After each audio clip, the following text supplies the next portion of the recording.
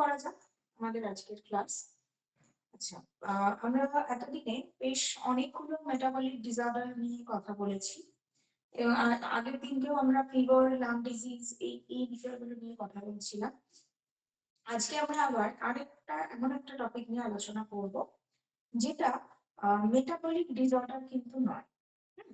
এতদিন আমরা metabolic disorder নিয়ে কথা বলেছি ঠিকই, এরপরে আরো দুটো মেটাবলিক ডিসঅর্ডার আমরা করবো। তবে আজকে আলোচনাটা মেটাবলিক ডিসঅর্ডার নিয়ে নয়, কিন্তু এটা একটা সাইকোলজিক্যাল ডিসঅর্ডার।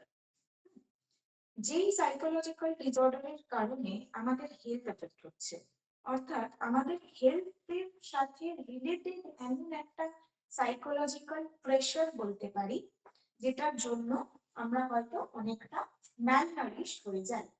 সেই সিচুয়েশনটা নিয়ে আজকে কথা বলবো, যাকে আমরা বলছি অ্যানোরেক্সিয়া।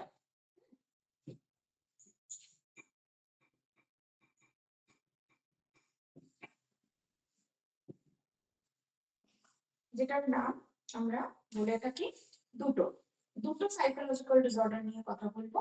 একটা অ্যানোরেক্সিয়া নার্ভোসা আর একটা বুলিমিয়া নার্ভোসা। এই দুটো সাইকোলজিক্যাল ডিসঅর্ডার কি, এটাকে বোঝায় অ্যানোরেক্সিয়া বা অ্যানোরেক্সিয়া নার্ভোসা। এই কথাটার মানে হচ্ছে বেসিক্যালি না খেয়ে থাকা বা স্টারভিং।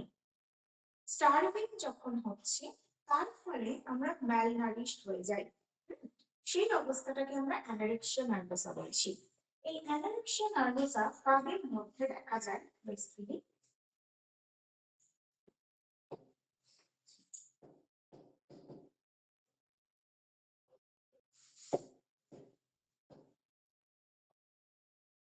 অ্যানোরেক্সিয়া নার্ভোসা, ঠিক আছে। এর মিনিং হিসেবে কি বলতে পারি? স্টার্ভ করছে or no eating food, একেবারেই খাবার খাওয়া ছেড়ে দিচ্ছে, এটা একটা হতে পারে। আবার হতে পারে লেস কোয়ান্টিটি, যতটা তার কোয়ান্টিটি হওয়া উচিত তার থেকে একদম লেস কোয়ান্টিটি নিচ্ছে। এটা একটা ফ্যাক্টর অ্যানোরেক্সিয়ার জন্য। কাদের মধ্যে এটা দেখা যায়? ম্যাম সাউন্ডটা ক্লিয়ার আসছে না। সাউন্ড ক্লিয়ার আসছে না? এটা কি সবার ইকো জন্য হচ্ছে, ফাঁকা ঘরের সাথে যেমন হয় না ওরকম ইকো হচ্ছে। ইকো হচ্ছে? আচ্ছা আচ্ছা, ঠিক আছে, জাস্ট আ সেকেন্ড।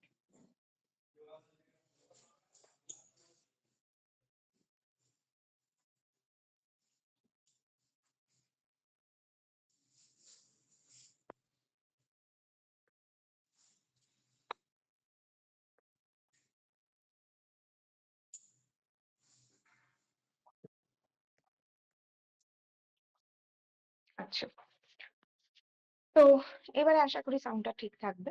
আচ্ছা, যেটা বলছিলাম যে না খেয়ে থাকছে, এটা একটা। কাদের মধ্যে এটা দেখা যায়? ইয়াং এজে এটা বেশি দেখা যায়।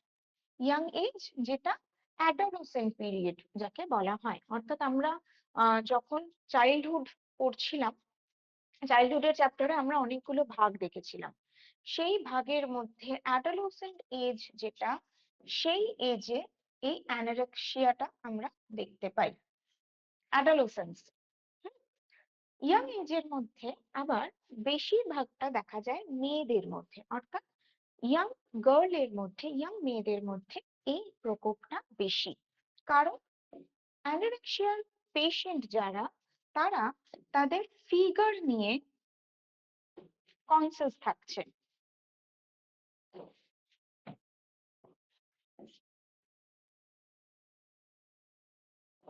ফিগার কনসিয়াস হওয়ার জন্য এই ক্ষেত্রে কি হয়, তারা খেতে চাইছে না, মানে আননোয়িংলি তারা তাদের খাবারটাকে ডিপ্রাইভ করছে।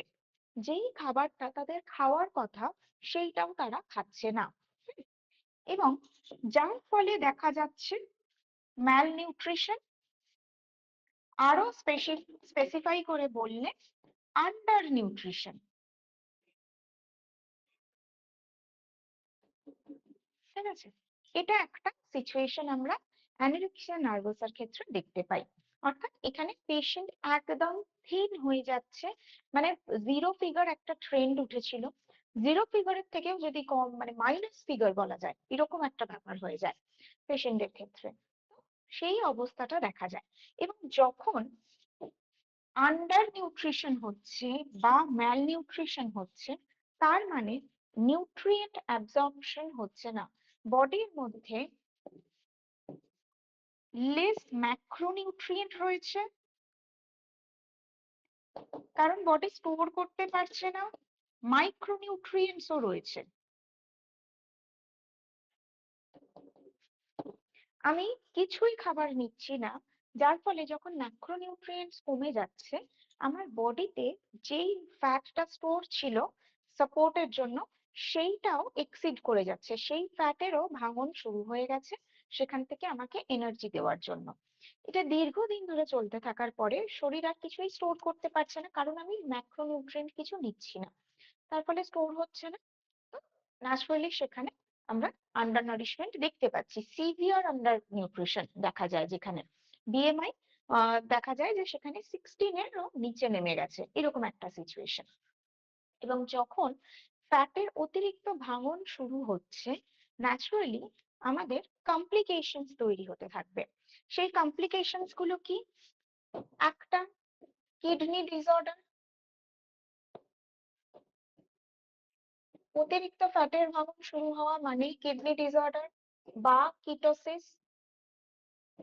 কিটোসিস হচ্ছে মানে কিডনি ডিসঅর্ডার হবে। যেহেতু কোনো নিউট্রিয়েন্টের অ্যাবজর্পশন হচ্ছে না, ম্যাক্রো এবং মাইক্রোনিউট্রিয়েন্ট ডেফিসিয়েন্সি হচ্ছে, তাই অ্যানিমিয়ার প্রবলেম, ঠিক আছে, অ্যানিমিয়ার প্রবলেম দেখা যাবে। এবং আমাদের সাইকোলজিক্যালিও আমাদের মুড ঠিক থাকবে না। সো সবসময় মুড ভীষণ ডাউন থাকবে, খুব ইরিটেটেড থাকবো আমরা প্রত্যেকটা ক্ষেত্রে। হুম, এই সিচুয়েশন গুলো দেখা যায়। এটা ছাড়াও আর কি দেখা যায়, যে কোথাও কোনো উন্ড হিল হচ্ছে না, আহ আমাদের ইমিউনিটি কমে যাচ্ছে, বেসিক্যালি লো ইমিউনিটি প্রবলেম দেখা যেতে পারে। হুম, এইগুলো বেসিক কিছু সিমটমস আমরা দেখি।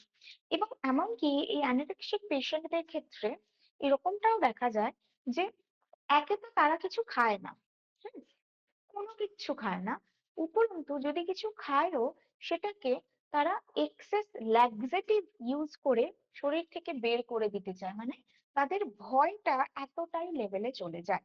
হুম, এক্সেসিভ ল্যাক্সেটিভস বা এক্সেস অ্যানিমা ইউজ করে তারা যে ক্যালোরিটা তারা ইনপুট করলো সেটা বের করে দিতে চায়। এবং তারা কি মনে করছে, মানে আমাদের সুস্থ স্বাভাবিক শরীরের জন্য একটা নির্দিষ্ট ক্যালোরির প্রয়োজন, তো সেই ক্যালোরিটাও তারা মিট আপ করছে না, যতটুকু খাচ্ছে সেটাও বের করে দিচ্ছে। এরকম একটা সিভিয়ার কন্ডিশনে কিন্তু পেশেন্ট চলে যায়, ঠিক আছে। তো এটার যদি আমরা রুট কজ কে দেখতে যাই, যে কেন অ্যানোরেক্সিক পেশেন্টদের এই প্রবলেমস গুলো আমরা দেখি, এখানে আমরা কিছু সিমটমস দেখবো অবশ্যই, সেই সিমটমস গুলো দেখে নিতে পারবো। রুট কজ যদি বলি অ্যানোরেক্সিয়ার ক্ষেত্রে, কেন পেশেন্ট এরকম হয়েছে, ফার্স্ট হচ্ছে তার সোশ্যাল কোনো ইনফ্লুয়েন্স রয়েছে কিনা। তার মানে হতে পারে আমি আগে অনেকটা মোটা ছিলাম, বা হয়তো এমন কোনো ড্রেস আমি পরেছি যেটা আমার ফিগারের সাথে মানে ম্যাচ করেনি। তো আমি যখন সেটা পরে বাইরে গিয়েছি, আমাকে প্রচুর লোকের মানে কথা শুনতে হয়েছে, সেটা নিয়ে লোকজন হাসাহাসি করেছে, বা হয়তো আমি যখন মোটা ছিলাম সেটা নিয়ে লোকজন হয়তো কথা বলতো।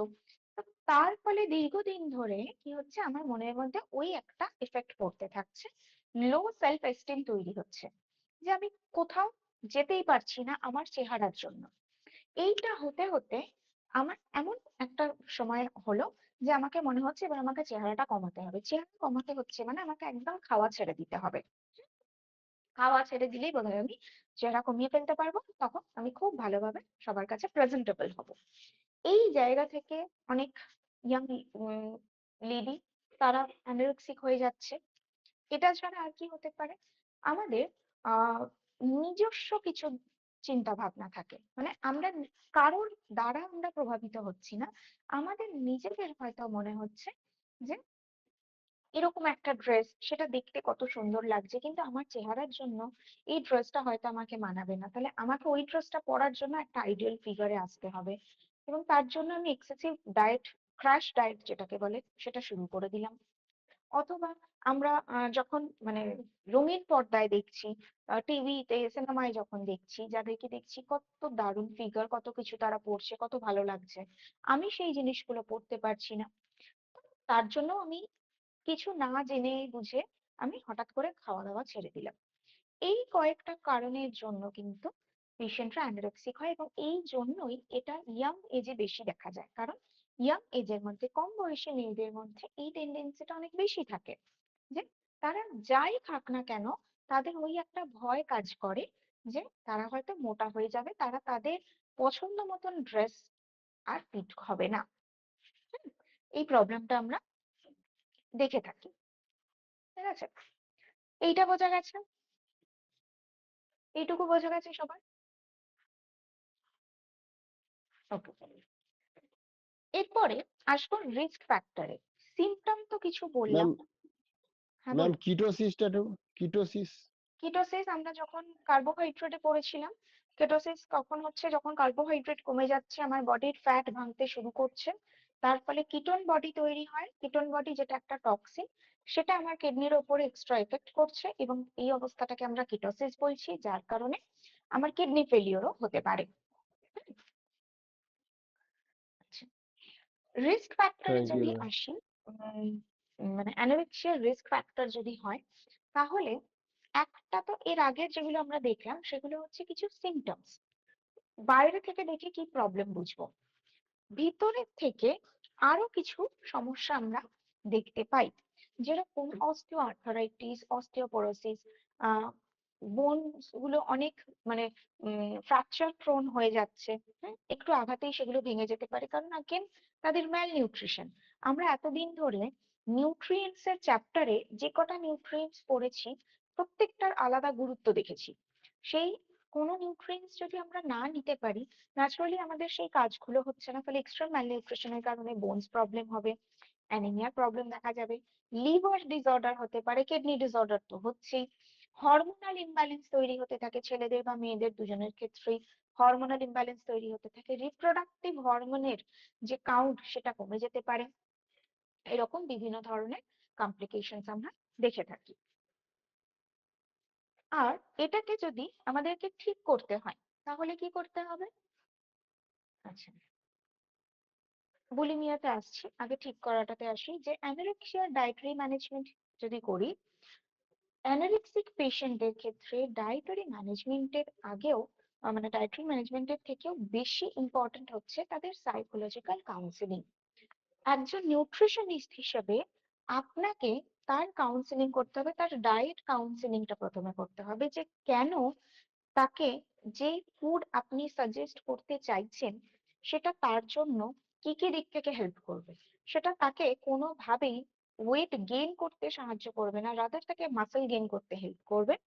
কারণ সে যে এত কিছু কষ্ট করছে, খাওয়া দাওয়া ছেড়ে দিয়ে রয়েছে, এটা কেন করছে? নিজেকে সুন্দর দেখানোর জন্য। তার এখনকার প্যাটার্নে সে সুন্দর হচ্ছে না, কিন্তু যখন সে একটা প্রপার প্যাটার্ন ফলো করবে, মাসেল বিল্ড আপ করবে, তখন সে প্রকৃত সুন্দর হবে। তার তাকে বোঝাতে হবে তার যে হাইট রয়েছে সেই অনুযায়ী তার আইডিয়াল বডি ওয়েট কত হওয়া উচিত, তার আইডিয়াল বিএমআই কত হওয়া উচিত। যতদিন না সে ওই বিএমআই তে পৌঁছচ্ছে, সে সুস্থ নয়, তাকে কোনোভাবেই দেখেও ভালো লাগছে না, তার অ্যাপিয়ারেন্সটাও ভালো নয়। হুম, তার জন্য তার পরবর্তীকালে, এখন হতে পারে তার কোনো কমপ্লিকেশন আসেনি, মা বাবার সাথে করে সে এসেছে আপনার কাছে, তার পরবর্তীকালে কি কমপ্লিকেশন আসতে পারে সেটা বোঝাতে হবে। হুম, তার এই যে মাথা ঘোরা, গা হাত পা ঝিমঝিম করা, এই প্রবলেমস গুলো তার আসতে পারে। এছাড়াও তার হেয়ার ফলের প্রবলেম, স্কিন ড্রাইনেস, এগুলো হতে পারে যদি সে খাওয়াটা ছেড়ে দেয়। তাহলে আপনাকে বোঝাতে হচ্ছে এগুলো কমপ্লিকেশনস গুলো। সেকেন্ড, আপনাকে কি কাউন্সেলিং করতে হবে, যে ফুডটা আপনি দিচ্ছেন তার মধ্যে কি কি রয়েছে যেটা তার কোন জিনিসগুলোকে ইমপ্রুভ করবে, এবং এই জায়গায় ফোকাস করতে হয় তার অ্যাপিয়ারেন্সে। মানে এমন যে নিউট্রিয়েন্টস গুলো যেগুলো তার অ্যাপিয়ারেন্স কে ইমপ্রুভ করবে, আপনি হয়তো জানেন সেগুলো তার ভিতর থেকে কি কি কাজ করছে, কিন্তু আপনাকে তাকে সবার আগে ফোকাস করে জানাতে হবে যে ওই নিউট্রিয়েন্টটা তার অ্যাপিয়ারেন্সে কিভাবে সাহায্য করবে। হুম, সেই কাউন্সিলিংটা, ডায়েট কাউন্সিলিংটা আগে করতে হবে। তারপরে আমরা একটা ব্যালেন্সড ডায়েটটাকে দিতে পারি। এই ব্যালেন্সড ডায়েট মানে অ্যানোরেক্সিক পেশেন্টদের ক্ষেত্রে কি হবে, high protein diet. High protein মানে কিন্তু এখানে আমি অ্যানিমাল প্রোটিনের উপরে জোর দিতে পারবো না, কারণ এতদিন ধরে তার কিডনির উপরে এমনি একটা প্রেশার আছে। হুম, তাই অ্যানিমাল প্রোটিন নিয়ে এক্সেস ক্রিয়েটিন লোড করে দেবো না কিডনিকে। প্লান্ট প্রোটিনটাই দেবো যাতে করে সে ফাইবারটাও নিতে পারে সেখান থেকে। হুম, হাই প্রোটিন ডায়েট লাগবে এবং সেখানে micronutrient, plenty of micronutrient rich একটা ডায়েট আমরা তাকে সাজেস্ট করতে পারি। এবং হেভি মিল নয়, স্মল অ্যান্ড ফ্রিকুয়েন্ট মিলস, কারণ সে এতদিন ধরে খাওয়া ছেড়ে দিয়েছে, বডি ওইভাবে অভ্যস্ত হয়ে গেছে। এখন হঠাৎ করে যদি আমরা তাকে সমস্ত খাবার একসাথে খাইয়ে দেওয়ার চেষ্টা করি, বডি ডাইজেস্ট করতে পারবে না। কারণ তার এনজাইম সিক্রেশন অলরেডি কমে রয়েছে। এবং এনজাইম সিক্রেশন কমার সাথে সাথে আরো একটা প্রবলেম তার অ্যারাইজ করতে পারে, যেটা হচ্ছে গ্যাস্ট্রিক আলসার। কারণ এইচসিএল সিক্রেশন তো বন্ধ হচ্ছে না, গ্যাস্ট্রিক আলসারের সমস্যা, হাইপার অ্যাসিডিটির সমস্যাও কিন্তু আসতে পারে। তাহলে এগুলো অ্যাড্রেস করার পরে আমরা তাকে হাই প্রোটিন ডায়েট সাজেস্ট করছি, এবং তার সাথে অবশ্যই করে ওআরএস সলিউশন, সোডিয়াম পটাশিয়াম ব্যালেন্সটাকে মেনটেন করার জন্য, কারণ পেশেন্ট অলরেডি ডিহাইড্রেটেড থাকে। ঠিক আছে, এটা বেসিক ম্যানেজমেন্টে আমরা ধরতে পারি। আলাদা করে অ্যানোরেক্সিক পেশেন্টের জন্য তার এইটার উপরে ফোকাস করতে হবে, ওটা কমাতে হবে, এরকম কোনো ব্যাপার নেই। সব খাবার সে নিতে পারবে, কিন্তু স্মল অ্যান্ড ফ্রিকুয়েন্ট মিলস তাকে নিতে হবে। এটা বোঝা গেল? এটা ক্লিয়ার তো? Okay ma'am. Okay, good. এরপরে আসবো বুলিমিয়া। বুলিমিয়া বা বুলিমিয়া নার্ভোসা। এটা কিরকম?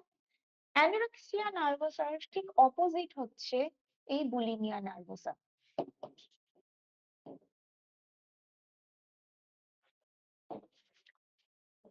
এটার মানে হচ্ছে ওভার ফিডিং বা ওভার ইটিং।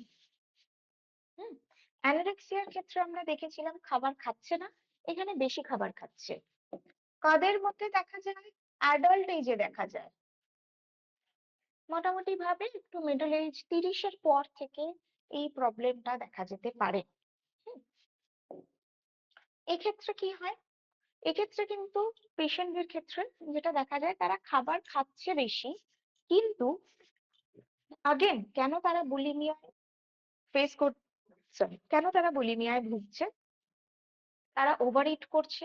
ওভার ইটিং এর কারণে তারা ওবিস বা ওবেসিটি তে চলে এসেছে, বিএমআই।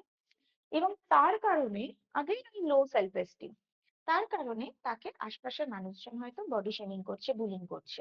হুম, যে কারণে তাকে মনে হচ্ছে যে আমি আর খাবার খাবো না। এবার খাবার খাবো না সে মনে করছে, কিন্তু এটা এমন একটা স্ট্রেসফুল সিচুয়েশনে চলে যাচ্ছে। আমরা স্ট্রেস ম্যানেজমেন্টের যে চ্যাপ্টারটা পড়েছিলাম সেখানে দেখেছিলাম, যেটা একটা ক্রনিক স্ট্রেস যদি হয় তাহলে কর্টিসল বেড়ে যাবে।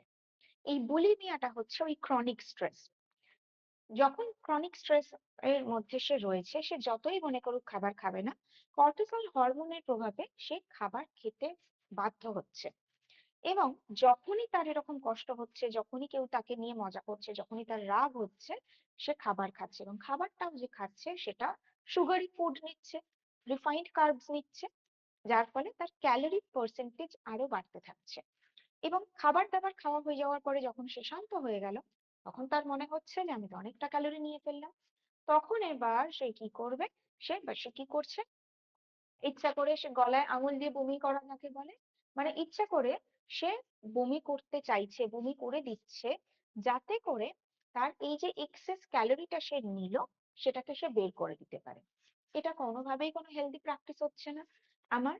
এর ফলে কি হচ্ছে? এই যে ইসোফেগাসটা অ্যাসিডিক হয়ে যাচ্ছে অনেক বেশি, এবং একটা গ্যাস্ট্রিক ইরোশনের সমস্যা দেখা যাচ্ছে। অ্যাসিডিক হয়ে যাওয়ার কারণে ক্ষত সৃষ্টি হচ্ছে আমার গ্যাস্ট্রিকের মধ্যে বা আমার ইসোফেগাসের মধ্যে। এই একটা প্রবলেম আমরা দেখতে পাই। নেক্সট প্রবলেম কি হচ্ছে? তারা কোনোভাবেই কোনো সোশ্যাল গ্যাদারিংস এর মধ্যে পার্টিসিপেট করতে চাইছে না, নিজেদেরকে সম্পূর্ণরূপে আইসোলেট করে রাখে সবার থেকে। কারণ তারা জানে যে তারা তো কোনোভাবেই খাওয়ার কন্ট্রোল করতে পারছে না। যখনই তারা কোনো খাবার দেখছে সেটা তারা কন্ট্রোল করতে পারবে না, তো তার থেকে বেটার হয় কি সেখানে না যাওয়া। এইভাবে তারা নিজেদেরকে আইসোলেট করে রাখছে। হুম, এবার যখন বুলিমিয়া হচ্ছে তখন তার কি কি সিমটমস আমরা দেখতে পাই? অত্যধিক অ্যাসিড রিফ্লাক্স। অ্যাসিড রিফ্লাক্সের কারণে দাঁতের ক্ষয়, ইসোফেগাসের ক্ষয়, এগুলো দেখতে পাচ্ছি। মুড ঠিক নেই, সারাক্ষণই খুব দুঃখে কষ্টে আছে মনে হচ্ছে। কনস্টিপেশনের প্রবলেম দেখা যায়, কারণ ফাইবার রিচ ডায়েটটা তাদের খাবারের মধ্যে প্রায় থাকে না বললেই চলে। তো কনস্টিপেশনের প্রবলেম, ডায়রিয়া খুব একটা এদের হয় না। কনস্টিপেশনের প্রবলেম আমরা দেখতে পাই। যদি কমপ্লিকেশনসে আসি, কমপ্লিকেশনস এর মধ্যে কি হবে? Again kidney failure, liver problem, heart failure বা heart problem, high hypertension, high cholesterolemia, এই সমস্যাগুলো আসছে। নেক্সট প্রবলেম কি আসছে? ডিপ্রেশন। তারপরে হচ্ছে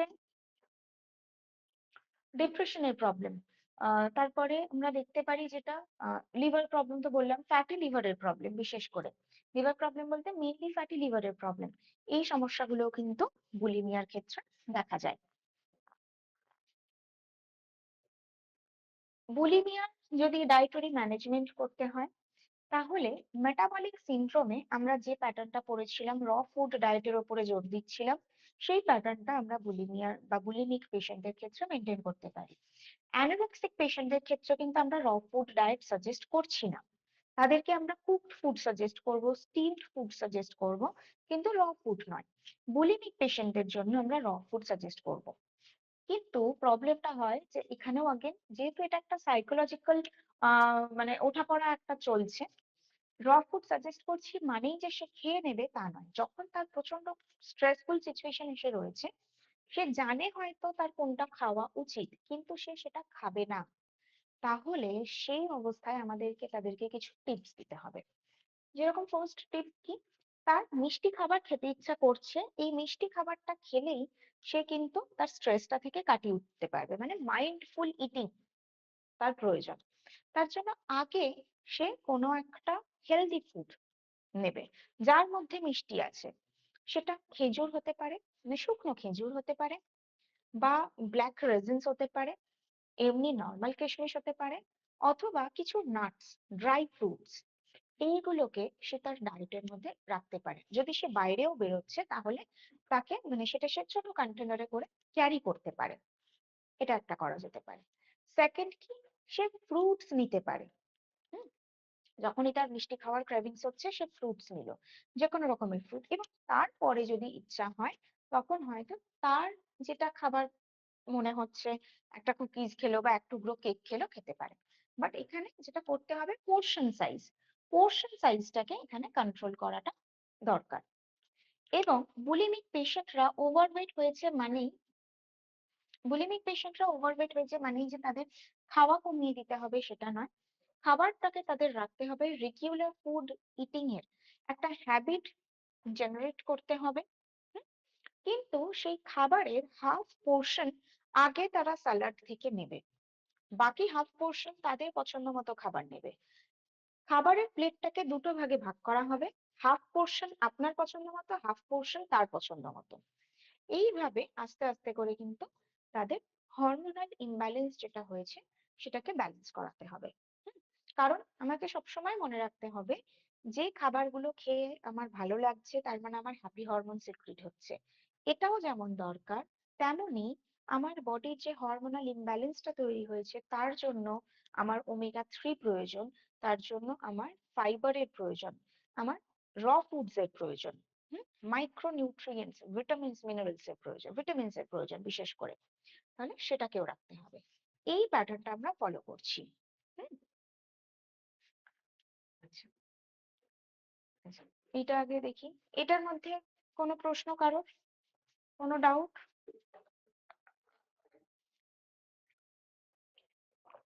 এটা ক্লিয়ার সবার কাছে তো? Yes, ma'am. ম্যাম খেজুর কিশমিশ আর কি কি বললেন? খেজুর কিশমিশ। খেজুর কিশমিশ বা অন্য কোনো ড্রাই ফ্রুটস যেগুলো একটু নাটি, মানে একটু ক্রাঞ্চ আছে যেগুলোর মধ্যে, এরকম কিছু রাখতে পারা যায়, সিডস রাখতে পারা যায় সেখানে। হ্যাঁ, থ্যাংক ইউ ম্যাম।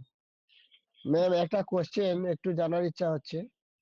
বলুন। এরকম পরিস্থিতি একজন বরফ খায়, বরফ বরফ, রেগুলার আচ্ছা। বরফ বরফ খায়, এটা কি হুম কারণে হতে পারে?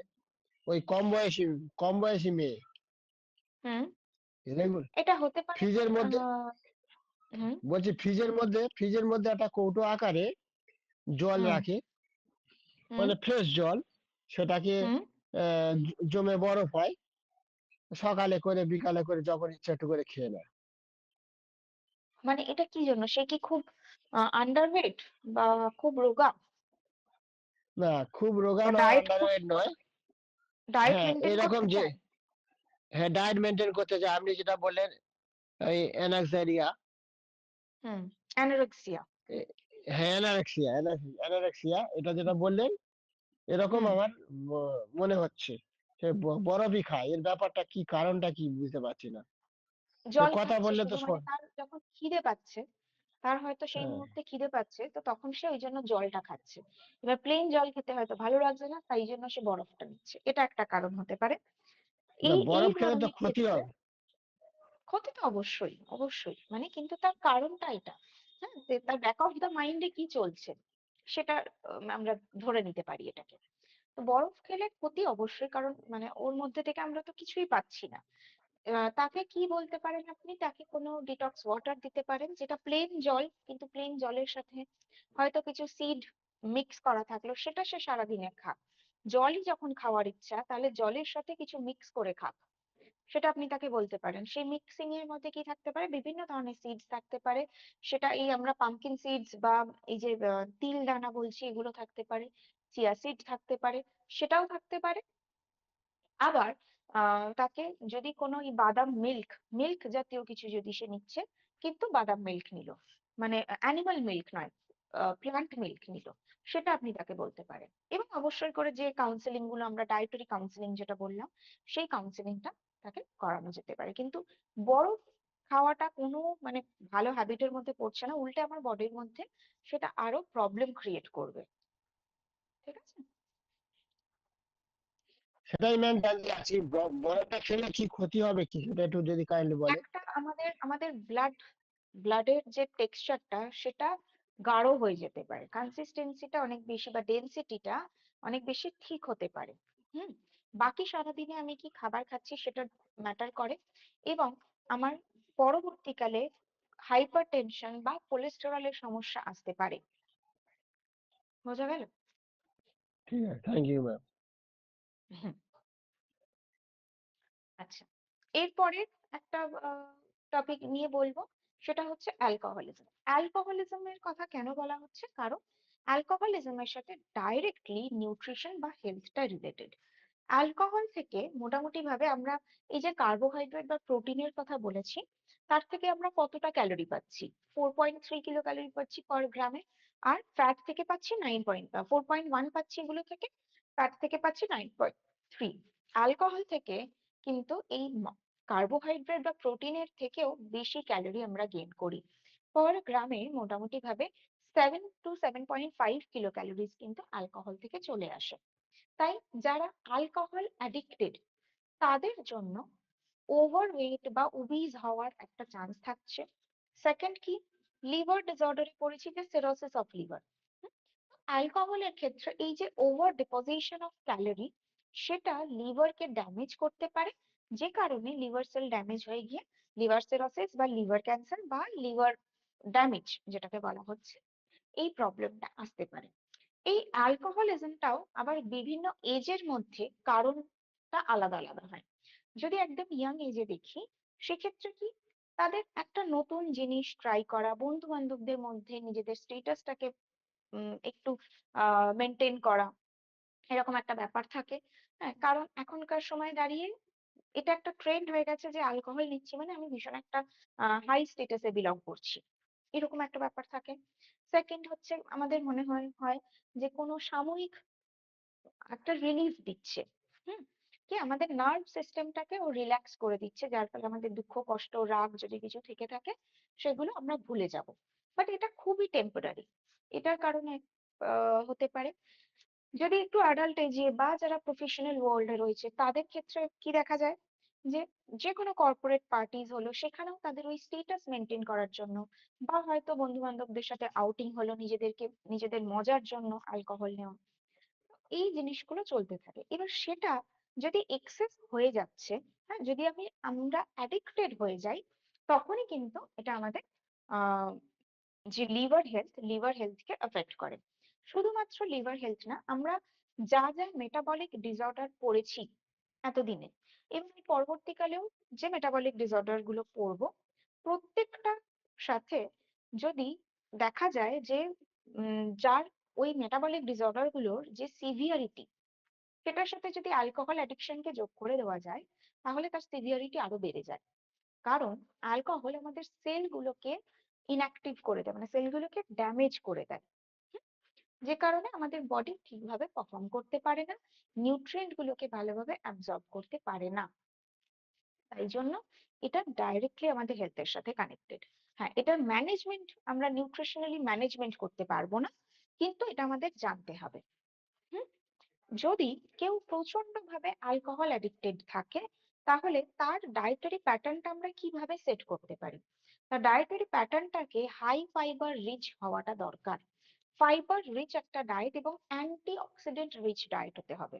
মানে আবার ঘুরে ফিরে কিন্তু সেই র ফুড ডায়েটের উপরে নজর দিতে হয়। কারণ অ্যালকোহল মানেই সেল ড্যামেজ, অ্যালকোহল মানেই ফ্যাট ডিপোজিশন, তাই এই দুটোকে প্রিভেন্ট করতে গেলে ফাইবার এবং অ্যান্টি অক্সিডেন্ট দুটোই লাগবে। সেকেন্ড কি হয়, অ্যালকোহলের সঙ্গে বাকি আনুষঙ্গিক যে জিনিসগুলোকে নেওয়া হয় সেগুলো এক্সেস ফ্যাট কন্ট্রিবিউট করে, এক্সেস ক্যালোরি কন্ট্রিবিউট করে। রিফাইন্ড কার্বস নেওয়া হচ্ছে বা হাই অ্যানিমাল প্রোটিনস নেওয়া হচ্ছে এবং তার সাথে এক্সেস অয়েল নেওয়া হচ্ছে, এক্সেস ফ্যাট, স্যাচুরেটেড ফ্যাটও অনেক সময় নেওয়া হয়ে থাকে, সেগুলো কিন্তু এক্সেস ক্যালোরি প্রোভাইড করছে। তাহলে সেইটাকে রিপ্লেস করা যেতে পারে উইথ র ফুড মানে স্যালাডস। র স্যালাড দিয়ে সেটাকে কিন্তু রিপ্লেস করা যেতে পারে। যারা অ্যাডিক্টেড নয়, ওকেশনালি নিচ্ছে, তাদের জন্যেও এই কথাটা ইকুয়ালি অ্যাপ্লিকেবল। এবং আজকে যদি আমি অ্যালকোহল নিচ্ছি, তাহলে আমাকে মনে রাখতে হবে আমার পরের দিনটা কিন্তু খুব পরিমিত হতে হবে। আমার খাবারের মধ্যে রিফাইন্ড কার্ব থাকা চলবে না, আমার খাবারের মধ্যে স্যাচুরেটেড ফ্যাট থাকা চলবে না, আমার খাবারের মধ্যে প্রচুর পরিমাণে লিফি ভেজিটেবলস রাখতে হবে। হুম, এবং আমার খাবারের মধ্যে যাতে পর্যাপ্ত পরিমাণে জল থাকে সেইটাকে মেনটেন করতে হবে। ঠিক আছে, এটা বোঝা গেল?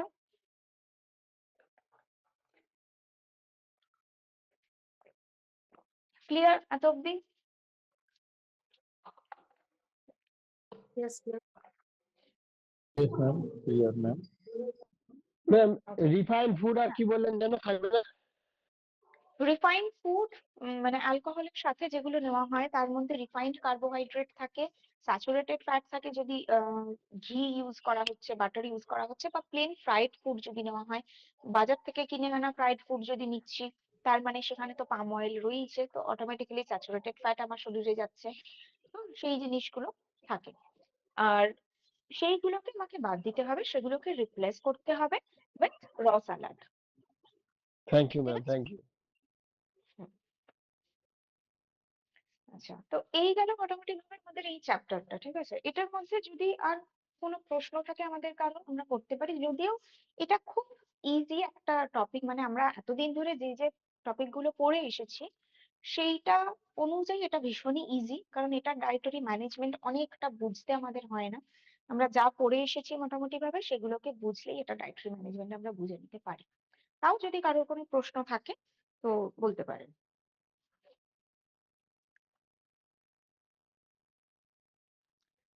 কোনো কোয়েশ্চেন নেই তো কারোর?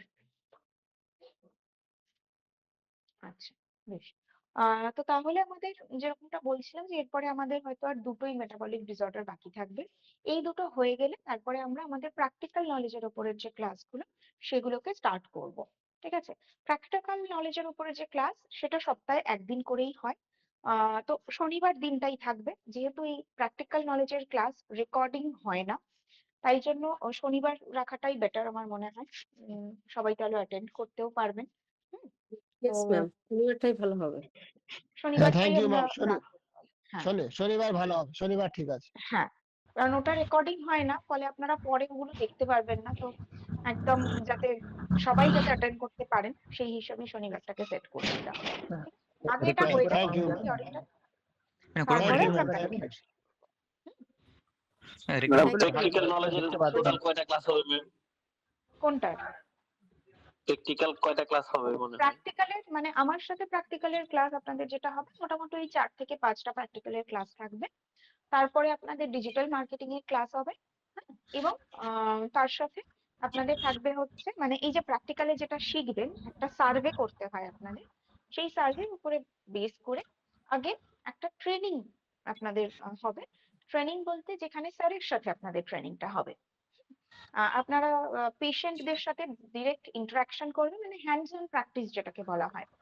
তো পেশেন্টের সাথে ডিরেক্ট ইন্টারাকশন করবেন এবং সেই পেশেন্টদের সাথে নিয়ে আপনারা স্যারের থেকে একটা ট্রেনিং নেবেন, তো সেটা স্যারের সাথে হবে। এইগুলো হয়ে গেলে তার সাথে ওই ক্লাসটা আপনাদের শুরু হবে। ঠিক আছে? আচ্ছা, চলুন তাহলে আমরা আজকের মতন তাহলে এখানে কমপ্লিট করছি আজকের প্র্যাকটিক্যাল ক্লাস। ক্লাসের পেশাদের সাথে কি প্রত্যেকের আলাদা আলাদা করে ক্লাস হবে? না না, সবার একসাথেই হবে, সবাই একসাথেই শনিবার করে যেরকম আজকে আজকে ক্লাস করো। হচ্ছে এরকম হবে। হ্যাঁ, ম্যাম ওটা কি ওখানে করতে হবে অফিসে নাকি ডিজিটাল? না না, অনলাইন অনলাইনে হবে, সমস্ত ক্লাস অনলাইনে। আচ্ছা ম্যাম একটা কোশ্চেন ম্যাম। বলুন। ম্যাম এই অ্যাজমার ব্যাপারটা যদি কাইন্ডলি একটুখানি বলেন, ওদিন ভালো শুনতে কোনটা পাইনি। কোনটা কোনটা? অ্যাজমা। অ্যাজমা। আচ্ছা, হ্যাঁ, অ্যাজমার ক্ষেত্রে আমরা যেটা বলেছিলাম, অ্যাজমা মানেই হচ্ছে যখন মিউকাস মেমব্রেনটা আমাদের মোটা হয়ে যাচ্ছে। মিউকাস মেমব্রেনে, আচ্ছা যারা আনমিউট রয়েছেন একটু মিউট রাখুন। মিউকাস মেমব্রেনের কাজই হচ্ছে আমার ইমিউনিটিকে সাপোর্ট করা, বাইরের যে জার্মস গুলো আসছে সেগুলো যাতে সরাসরি আমার অর্গানে চলে আসতে না পারে, তার আগেই মিউকাস মেমব্রেন সেটাকে ধরে রাখে নিজের কাছে। যেহেতু মিউকাস মেমব্রেন একটা চটচটে আঠালো পদার্থ, ও নিজের কাছে ধরে রাখতে পারে। এবার কোনো বিষয়ে আমাদের যদি অ্যালার্জি থাকে, ডাস্ট অ্যালার্জি থাকলো বা কটন অ্যালার্জি থাকলো, যে বিষয়ে অ্যালার্জি থাকুক না কেন, সেই পার্টিকলস গুলো যদি আমাদের নিঃশ্বাসের মাধ্যমে বা মুখের মাধ্যমে শরীরের ভেতরে আসে, মিউকাস মেমব্রেন জানে এটা আমার শরীরের ক্ষতি করবে, ও তখন ওগুলোকে ধরে রাখে। ধরে রাখতে গিয়ে মিউকাস মেমব্রেনটা আর মোটা হয়ে যায়। মোটা হয়ে যাওয়ার ফলে কি হচ্ছে, হাওয়া পাস করার অর্থাৎ অক্সিজেন বা কার্বন ডাই অক্সাইড পাস করার ফ্লো করার যে প্যাসেজটা সেটা শুরু হয়ে যাচ্ছে মিউকাস মেমব্রেনের আগে জাস্ট এইটুকু হোলের মধ্যে ছিল। আস্তে আস্তে মিউকাস মেমব্রেনটা মোটা হতে হতে যেই হোলটা সেটা সরু হয়ে যাচ্ছে। তার ফলে কি হবে, এই জায়গা দিয়ে আগে এই জায়গা থেকে যতটা হাওয়া যেতে পারতো এই জায়গা দিয়ে ততটা যেতে পারছে না। তার তার ফলে আমাদের রেসপিরেটরি প্রবলেম অর্থাৎ শ্বাসকষ্ট জনিত সমস্যা শুরু হবে। এটাকে অ্যাজমা বলা হয়। অ্যাজমাটা যেহেতু কমপ্লিটলি একটা ইনবর্ন কমপ্লিকেশনস আমরা বলতে পারি, তাই এটার নিউট্রিশনাল ম্যানেজমেন্ট ওভাবে হয় না। ম্যাক্সিমাম আমরা যেটা করতে পারি, যে মানে যে জিনিসগুলোতে আমাদের অ্যালার্জি হচ্ছে সেগুলোকে অ্যাভয়েড করা। যদি ঠান্ডা লাগাতে সমস্যা হয়, যদি ডাস্ট অ্যালার্জি থাকে, কটন অ্যালার্জি থাকে, কোনো গন্ধে অ্যালার্জি থাকে বা কোনো ফুড অ্যালার্জি যদি থাকে, সেইগুলোকে আমাদেরকে অ্যাভয়েড করা বা কমপ্লিটলি রেস্ট্রিক্ট করে দেওয়াটাই বেটার অপশন। ঠিক আছে? ম্যাম আমার একটা প্রশ্ন ছিল, মানে প্রশ্নটা সমস্যাটা আমারই, তো বলবো যদি একটু explain করে দিন? বলুন আমার গত বলুন। বছরে এরকম সময় এই একটা হুম সময় হঠাৎ দেখছি পায়ে একটা জায়গায় না বেশ ওই অ্যাক্টিভ পরিমাণ একটু ব্লাড ক্লট হয়ে দেখা যাচ্ছে, জায়গাটা একটু চুলকাচ্ছিল। উম, রীতিমতো চুলকাচ্ছিল, হুম তো চুলকেই দিয়েছি। তারপর না যত দেখছি সময় যাচ্ছে, যেতে যেতে পুরো সারা শরীর বেশ অনেক বড় বড় করে রক্ত জমাট বেঁধে যাচ্ছে আমার পুরো স্কিন, মানে মাথাটা বাদ দিয়ে গলা থেকে পা পর্যন্ত, হুম এবং অত্যন্ত চুলকাচ্ছিল। আমি বুঝতে পারছি না যে হঠাৎ এটা কেন হলো। শেষে তো আমাকে সঙ্গে সঙ্গে হসপিটালে যেতেই হলো। গেলাম, সেখানেও ইঞ্জেকশন ওষুধ কিছু হয়নি, আমি আবার প্রাইভেটে গিয়ে ডক্টর দেখালাম। তো উনি দেখে প্রথমে বললেন এটা একটা অ্যালার্জি, কিন্তু এটা কেন হয়েছে সেটার জন্য তো টেস্ট করতে হবে। তো উনি কিছু টেস্ট দিয়েওছিলেন, এত টেস্ট দিয়েছেন যে আমি ঘাবড়ে গিয়ে আর ওটা করিনি। আমি ঠিক আছে ওটা দেখা যাক কেন এ হচ্ছে, আমি কয়েকটা দিন নিজেকে দেখি যে আমার ভুলটা কোথায়, কারণ আমি রোজ যা খাই সেরকম মানে অর্ডিনারি কিছু খাইনি বা হুম এক্সেপশনাল কিছু খাইনি যেটাতে আমার হতে পারে। আমি হুম যে রুটিনে চলি মানে সারা বছর যেমন থাকি সেরকমই ছিলাম, মানে 1 সপ্তাহ আগে বা 1 সপ্তাহ পরে সেরকমই ছিলাম। হঠাৎ কেন এরকম হলো? তো মেডিসিন দিয়ে ওটা কমে গিয়েছিল, তারপর আর হচ্ছিল না। কিন্তু ওই ব্লাড গুলো করতে অনেক সময় লেগেছে, মানে শ্বাসকষ্ট এসে গিয়েছিল শেষে আমার। হুম হঠাৎ করে গত 2 দিন আগে দেখলাম উম আবার গায়ে কয়েক জায়গায় ওরকম দেখা দিয়েছে। এবার বুঝতে পারছি না যে বারবার আমার কখনো এরকম ছিল না, কোনো বিষয়ে অ্যালার্জি ছিল না, কিন্তু হঠাৎ করে আপনার মাঝে কনস্টিপেশনের কোনো সমস্যা বা বাবেল ক্লিয়ার হচ্ছে না এরকম কোনো প্রবলেম? উম ওটা হয়তো সেই সময়ে এমনি খুব একটা হয় না, মাঝে মধ্যে হয়তো জল কম খেলাম বা হয়তো একটু শাকসবজি কয়েকদিন কম খাওয়া হয়ে গেল, তো সেটা হুম কখনো হয়, পেটের প্রবলেম হয়, কিন্তু এটা রেগুলার বেসিসে হয় না। আচ্ছা, তো এটার কারণ হিসেবে আহ আবারও আমরা কিন্তু ইমিউন সিস্টেমকে বলতে পারি, ঠিক আছে? আচ্ছা। আমাদের বডির ইমিউন সিস্টেম যখন কাজ করছে তখন এই প্রবলেম গুলো হয়, কারণ বডিতে কোথাও কোথাও ইনফ্লামেশন তৈরি হচ্ছে। বডি কোনো খাবার আপনি ধরুন দীর্ঘদিন ধরে খাচ্ছেন কিন্তু সেটা ডাইজেস্ট হচ্ছে না, এমন কোনো খাবার হয়তো আমরা বেশি রিফাইন্ড কার্ব নিয়ে নিচ্ছি বা বেশি অ্যাসিডিক ফুড নিয়ে নিচ্ছি, বা হয়তো জল কম খাচ্ছি, যে কারণে ব্লাড ফ্লোটা প্রপারলি মেনটেন হচ্ছে না। এই সবকিছুর কারণে বডি যখন মানে ডিল করতে করতে বডিতে যখন ডাইজেশনের একটা ইস্যু তৈরি হয়, তখন আমাদের বডি হিটেড হয়ে যায় এবং হিটেড হয়ে গিয়ে এই প্রবলেম গুলো দেখতে পাই। তাই জন্য যদি এরকম হয় কখনো, তাহলে আমাদেরকে মনে রাখতে হবে আমরা এমন কোনো খাবার খাবো না যেটা ডাইজেশনের সমস্যা। মেইনলি হচ্ছে ইজি টু ডাইজেস্ট এরকম ফুড নিতে হবে। সেই অবস্থায় আপনি যতটা সম্ভব র ফুড ডায়েট এবং লিকুইড ডায়েটের উপরে নিজেকে রাখবেন। হুম, তাহলে এটা আস্তে আস্তে করে ঠিক হবে।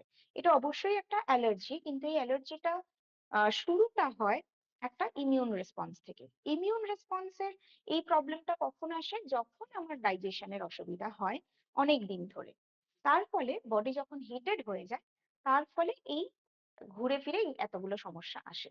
হুম, তো এই যখনই এটা হবে আপনি এই জিনিসটাই করবেন, র ফুড ডায়েট নেবেন, বিশেষ করে লিফি ভেজিটেবলস নিতে হবে, গ্রিন জুস নেবেন এবং লিকুইড ডায়েট ম্যাক্সিমামটা। যে খাবারগুলো আপনি কাঁচা অবস্থায় নিতে পারছেন না সেটাকে লিকুইড ফর্মে মানে বয়েল করে লিকুইড ফর্মে বা স্যুপ ফর্মে সেই ভেজিটেবলস গুলোকে নেবেন। এবং ওই সময় রিফাইন্ড কার্বোহাইড্রেট বা নর্মাল কার্বোহাইড্রেট জাতীয় খাবারগুলোকে কম রাখবেন। নাটস রাখার প্রয়োজন নেই, সিডস রাখতে পারেন, জলে ভিজিয়ে সিডস আপনি রাখতে পারেন সারাদিনে, কিন্তু নাটস রাখা যাবে না, ঠিক আছে? Okay ma'am, thank you. Ma'am একটা হুম, কোয়েশ্চেন ছিল। বলুন হ্যালো ম্যাম, বলুন। 12 ফেব্রুয়ারি যে সেমিনারটা আছে, ওই হুম বাঁচা এডুকেশন কালচার, যেটা স্যারের যে প্রোগ্রামটা আছে, তো ওটার হুম জন্য হুম দেখছি একাডেমি থেকে একটা করে ফর্ম দিয়েছে ফিল আপ করার জন্য।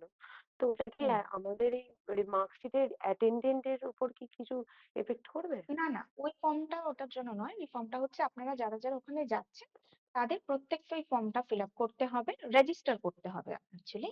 তো ওখানে ঢোকার আগে প্রত্যেকের কাছে ওই পিডিএফটা দেখবেন, আপনি ফর্ম ফিল আপ করে যখন ডাউনলোড করবেন একটা পিডিএফ মানে সাবমিট করবেন, একটা পিডিএফ আসবে ডাউনলোড করার জন্য। ওটা আপনাদেরকে আচ্ছা দেখাতে হবে, ওই রেকর্ডটা আমাদের কাছে থাকবে, সেই অনুযায়ী এন্ট্রি হবে। হুম, সেই জন্য ওইটা আচ্ছা। প্রত্যেককে আর কি ওই ফর্মটা ফিল আপ করতে হবে, ঠিক আছে? ম্যাম এবং এটা তো এটা কি দেখলাম ব্যাচ কম্পালসারি? 7, 9 এবং 10 এর জন্য। এটা হচ্ছে যারা কোয়ালিফাই করে গেছে যে ব্যাচ গুলো, হ্যাঁ, যাদের এখন রিসেন্ট রেজাল্ট সার্টিফিকেট দেওয়া হবে সেই ব্যাচের রয়েছে, মানে পার্টিসিপেন্টদের ক্ষেত্রে বলছি, আপনারা সবাই সেখানে ইনভাইটেড, যত স্টুডেন্ট রয়েছে, এবং তার মধ্যে প্রিভিয়াস ব্যাচের রেজাল্ট সার্টিফিকেটও সেখানে দেওয়া হবে, অনেককে রেকগনাইজ করা হবে। তো ওটা একটা গ্র্যান্ড ইভেন্ট হবে আর কি। সেই জন্য সবাইকে ইনভাইট করা হয়েছে, যাতে আপনারাও পুরো বিষয়টাকে বুঝতে পারেন যে কি হয়। কারণ আমরা এখন সবাই অনলাইন প্ল্যাটফর্মের মধ্যে রয়েছি, একটা ফিজিক্যাল ইভেন্ট হলে আমরা সবাই বুঝতে পারবো এগুলো। হুম। কিন্তু ম্যাম এটা কি আমরা তো মানে বাংলাদেশ থেকে আসতে পারবো না, তো আমাদেরকে কি অনলাইনে এটা পার্টিসিপেট করতে না, পারবো, দেখতে পারবো? অনলাইনের কোনো ব্যাপার নেই, এটা পুরোটাই একটা অফলাইন ইভেন্ট। হ্যাঁ দাদা যান, যাচ্ছি যাচ্ছি মালটা বের করে যাচ্ছি দাদা যাচ্ছি। ম্যাডাম ম্যাডাম আমি ম্যাম সাবমিট একটা করে ম্যাডাম হ্যালো বলুন ম্যাডাম বলুন। আমি সাবমিট করে দিয়েছি, কিন্তু ওটা তো পিডিএফ আকারে কই পাইনি। পিডিএফ দেখবেন, পেয়ে যাবেন, পাওয়ার তো কথা পিডিএফ এর মতো। কোথায় পাবো এটা কোথা থেকে?